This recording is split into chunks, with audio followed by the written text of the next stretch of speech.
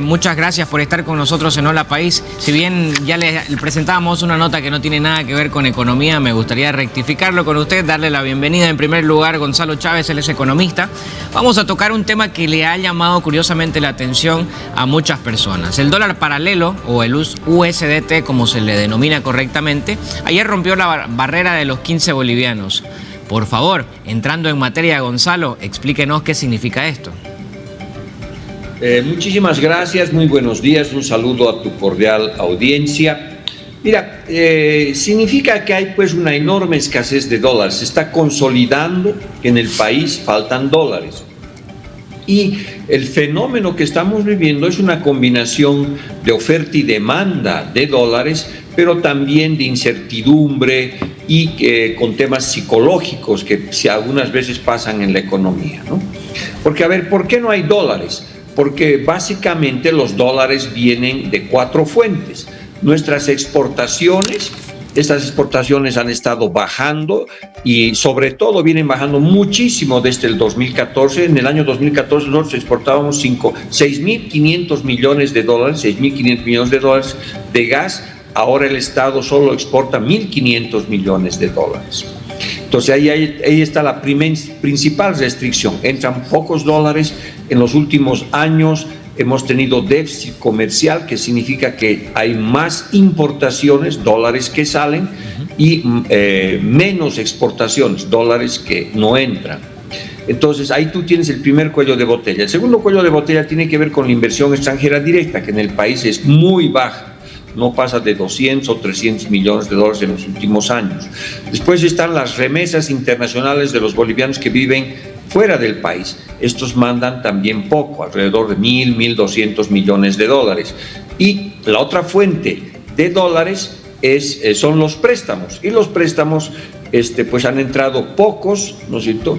Y los pocos que hay están retenidos en la Asamblea. Entonces, como verás, las fuentes de oferta de dólares son sumamente bajas, y lo que ha pasado simultáneamente es que la demanda de dólares ha aumentado. Se dice que han entrado jugadores estatales grandes, es decir, porque cuando en los mercados paralelos actúan empresas o pequeñas o ciudadanos, pues comprarán 10.000, 100.000, 20.000, 3.000 dólares, ¿no? Pero se dice que habría entrado una empresa estatal o otros sectores que necesitan dólares al mercado paralelo, al mercado privado. Entonces, si alguien compra 40, 50, 80 millones de dólares, eso hace disparar inmediatamente el precio, que eso es lo que ha ocurrido, ¿no? Claro. Y la otra es también que la inflación ha aumentado mucho en los últimos meses, y al aumentar la inflación, lo que tú tienes es que la gente pierde valor manteniendo bolivianos, porque la inflación, por ejemplo, ya está alrededor de 15%, la general, y en alimentos 20%. Entonces, eso es como un impuesto cuando manejas solamente bolivianos. Entonces, mucha gente lo que hace es preservar su riqueza y va a comprar dólares. Eso presiona la demanda.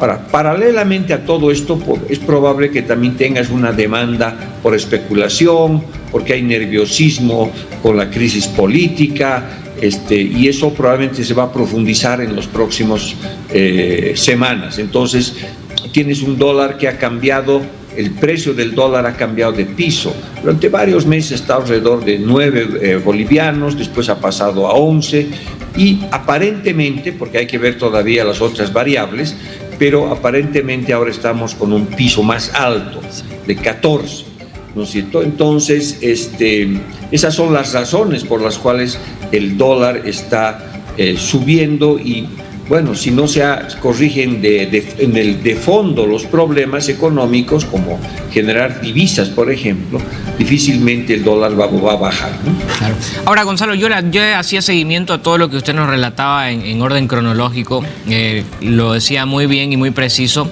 Le cuento que yo también hice seguimiento a esta compra grande que usted dice dentro de las plataformas, que uno puede hacer este intercambio o arbitraje, como le dicen técnicamente, al cambio de divisa.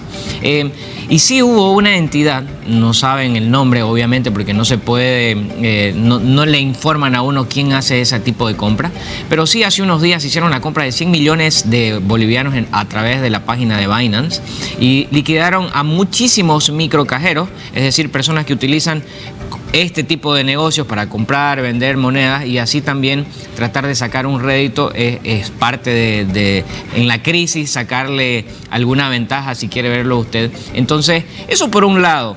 Ahora, podemos entrar específicamente en este tema sobre lo que provoca, es decir, ¿por qué se sospecharía que una entidad, por ejemplo, una entidad gubernamental, quiera adquirir tanto esta moneda digital? ¿Tiene que ver con un control del dólar paralelo? Es decir, ¿se busca eso o cuál cree usted dentro de su entendimiento en la materia que sería el porqué de esa decisión?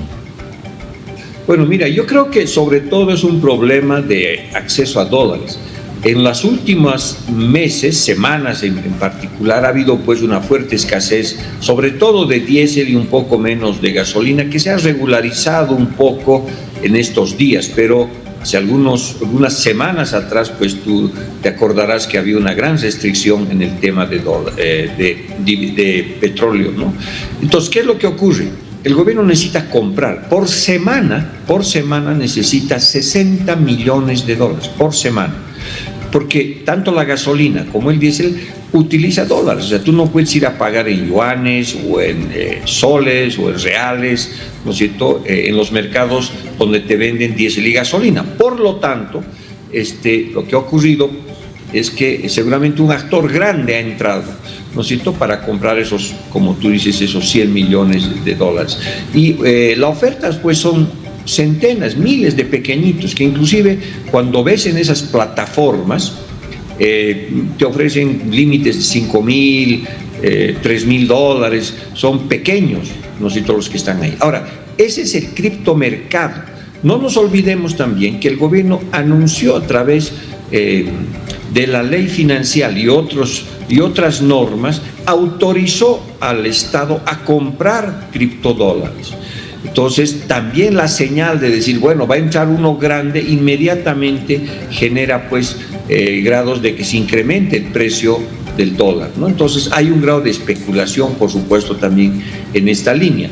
Ahora, no nos olvidemos que el criptodólar, o lo que vemos en las plataformas como Binance y otras, es una aproximación de lo que está pasando en el mercado paralelo, ¿no? En el mercado paralelo hay transacciones físicas, o sea, cambian dólares físicamente, ¿no?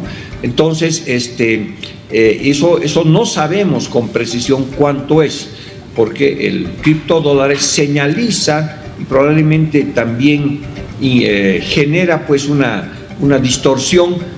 Cuando uno solamente ve eso, hay que ver el mercado paralelo, hay ciertas diferencias a veces que se producen, pero no hay la menor duda que por una parte tenemos actores más grandes comprando criptodólares y también dólares físicos, ¿no? Y se sospecha que pueden ser parte del Estado, porque quien mueve 100 millones de dólares pues ya es mucho más grande.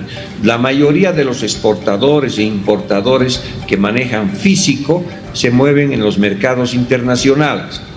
Y como te decía, el otro fuente de demanda que ha saltado está provocada por la inflación. Al haber aumentado la inflación significa que tu billete en bolivianos pierde valor. Entonces, como en Bolivia no hay grandes mecanismos de proteger tu riqueza, o sea, ya puede ser con acciones y otros, generalmente lo que haces es comprar bienes durables, comprar dólares o comprar, digamos, un terreno, una casa. Nuestro mercado de valores es relativamente pequeño, si quieres. Entonces, si hay más inflación, la gente se asusta y quiere preservar su valor. Para preservar su valor, pues va y compra dólares. Además, como decía también, hay una demanda por especulación. Tú te imaginas, digamos, las ganancias que está habiendo de gente que compró, digamos, en 7, 8 bolivianos el dólar y ahora lo puede vender a 14. Claro. Entonces, en muy poco tiempo, pues ha hecho unas ganancias espectaculares. Entonces, también hay una demanda por especulación, ¿no? Claro, claro que sí. Bueno, es lo que yo empezaba con mi analogía, Gonzalo. Tristemente tristemente o felizmente, como se quiera interpretar, las crisis traen este tipo de oportunidades, y para las personas que se tomaron el tiempo de analizar esa curva del dólar, hace bastante tiempo se decía compren, ahorren en dólares, y la verdad es que uno tiende a disipar eso, tiende a dilatarlo, tiende a no darle, y cuando llega el momento, claramente las personas que han estado preparándose, ahorrando en dólares, como usted los dice, hoy están sacando ventajas, ¿no? Seguramente parte del rubro de la constructora, el rubro inmobiliario, ha estado construyendo justamente con materiales, pagando en dólares, aprovechando este cambio de divisas. Entonces, si bien para lo que para algunos es beneficio, para otros termina siendo, Gonzalo, parte de la inflación y lo difícil que es ahora adquirir ciertas cosas que antes con facilidad se tenía, ¿no? Ahora, me gustaría que me regale, discúlpeme, Gonzalo, que lo interrumpa, solo para redireccionar una cosita más. Me gustaría robarle una impresión con respecto al incremento del salario mínimo y el 5% del haber básico, y una reconsulta de ahí, y si esto va a seguir subiendo los precios. Bueno, mira, creo que es muy importante entender algunos conceptos para ver qué implicaciones tiene el incremento salarial. Primero hay que hablar de salario nominal. El salario nominal es lo que uno recibe en su boleta de pago, 1.000, 2.000, 5.000 bolivianos. Es el salario nominal. Ahora, si yo agarro ese salario nominal y lo llevo al mercado y veo qué puedo comprar con ese salario nominal que tengo, vinculado al incremento de los precios, voy a tener el salario real.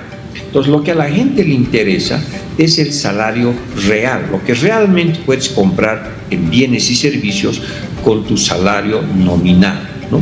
Entonces, en términos sencillos, esto es una división entre el salario nominal y el salario y la inflación. Salario nominal dividido por inflación va a ser igual a salario real, lo que realmente puedes comprar con tu dinero que tienes. Ahora bien, el gobierno, ¿no es cierto?, está ahora aumentando el nominador, es decir, el salario nominal, en 10 para el salario mínimo y en 5 para el salario básico. Eso se vuelve costo, ¿no es cierto?, para algunas de las empresas. Algunas empresas ese costo laboral más alto lo repasan a los precios. No todas pueden hacer eso, pero las que tienen cierto grado de monopolio lo hacen. ¿Qué significa eso? Que pueden aumentar su precio y la gente le va a seguir comprando su producto, porque es un producto esencial, por ejemplo, ¿no? Pero hay otros sectores que sube el salario nominal y no pueden hacer eso, no pueden repasar su costo laboral a los precios, y tienen pues alternativas muy difíciles. Unas es simplemente cerrar, decir no puedo pagar, lo siento.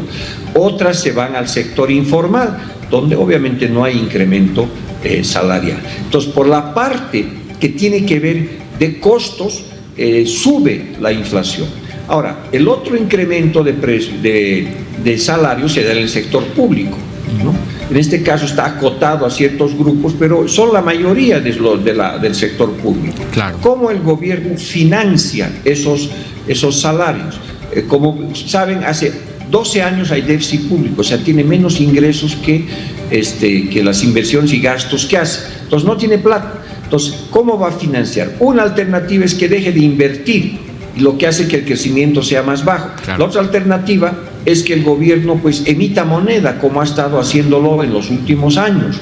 Y al emitir dinero, o sea, básicamente, como decían nuestros abuelos, al hacer emisión inorgánica, imprimirla con la maquinita, que no es así ahora, pero digamos, esa es la idea, que aparecen billetes que el gobierno puede emitir. Si tú emites mucho dinero y hay pocos productos, esos productos se vuelven más caros, por lo tanto hay inflación, y al haber inflación eso eleva, ¿no es cierto? Entonces lo que te pone el gobierno con su reajuste salarial por el bolsillo izquierdo, te lo saca rápidamente por el bolsillo derecho con inflación. Por eso, cuando hablamos de salario real, también tenemos que bajar la inflación. Si no bajas la inflación, el incremento salarial es caminar en círculos. Claro. Entonces, por lo tanto, lo que tú tienes que hacer es atacar el tema de la inflación para que el reajuste sea real. Porque ahorita has hecho un reajuste, digamos, de 10%, ¿ya? Ese 10% es para reajustar o para recomponer el salario del 2024. Te lo están reponiendo, esa inflación ya pasó, pero ya en los primeros 3 meses de este año hubo una inflación de 5%, por lo tanto la pérdida de tu salario real es de 15%, y si solamente te reajustan 10%, tú estás perdiendo 5% todavía de valor salarial. Por lo tanto, si no atacas el salario nominal, el nominador y el denominador, que es la inflación, estás haciendo las cosas a medias. Y el gobierno cree que aumentando los salarios pues resuelve los problemas, pero no hace nada con la inflación. Por lo tanto, es como echarle gasolina pues al fuego de la inflación. Va a seguir aumentando y se lo va a comer el salario que ha subido un poco en estos días, ¿no? Bien, Gonzalo, quiero agradecerle por su tiempo y por esa maravillosa explicación. La verdad que más sencillo se complica. Interesante fórmula para poder entender cómo hay que gestionar ese dinero que nosotros tenemos como ingreso, ¿no? Me encantó la fórmula. Salario nominal dividido la inflación le va a dar a usted el salario real. Excelente mensaje que nos compartió hoy el señor Gonzalo Chávez, él es economista. Gonzalo, muchas gracias. Tenga usted buena semana. Muchas gracias, muy buenos días a todos ustedes y obviamente a tu audiencia.